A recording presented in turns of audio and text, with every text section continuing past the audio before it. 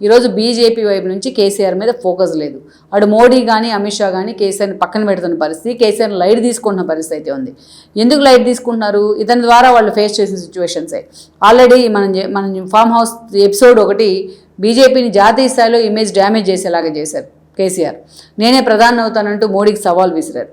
ద్రౌపది ముర్మును రాష్ట్రపతి అభ్యర్థిగా పెడితే ఆవిడని డినై చేస్తూ ఇక్కడ కొత్త వ్యక్తులందరినీ తీసుకొచ్చి ర్యాలీలు తీసే ప్రయత్నం చేశారు, ఫెర్నాండెస్ లాంటి వాళ్ళు, అదేవిధంగా యశ్వంత్ సిన్హా లాంటి వాళ్ళు.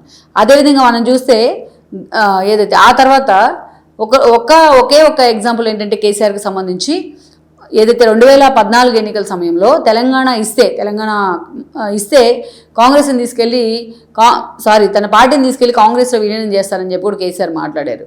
కానీ సోనియా గాంధీని కలిసి తన ఫ్యామిలీతో కలిసి ఫోటోలు దిగి ఆ తర్వాత తెల్లారే వచ్చి నేనే సోలోగా ఎన్నికలకు వెళ్తానంటూ బాంబు బ్లాస్ట్ చేశారు. అంటే కాంగ్రెస్ని మోసం చేశారు. ఆ హిస్టరీ అంతా ఉంది కాబట్టి కేసీఆర్ని అంత ఈజీగా నమ్మలేమనేది కేంద్ర పెద్దలు అనుకుంటున్నమాట. అందుకే ఈరోజు మనం చూస్తే మొన్న మోడీ హైదరాబాద్కు వచ్చిన తర్వాత హైదరాబాద్లో పవన్ కళ్యాణ్ అంటే అనారోగ్య కారణాలతో ఉన్నారు కాబట్టి ఆయన పరామర్శించారు. చంద్రబాబు నాయుడుతో కూడా సుదీర్ఘంగా భేటీ అయిన తర్వాత ఏపీలో ఏదైతే కూటమి ఉందో ఆ కూటమిని తెలంగాణలో కూడా ఇంప్లిమెంట్ చేద్దాం అన్న దిశగా మోడీ పావులు కదుపుతూ ఉన్నారు. అటు బీజేపీ, జనసేన అండ్ టీడీపీ కూటమిని.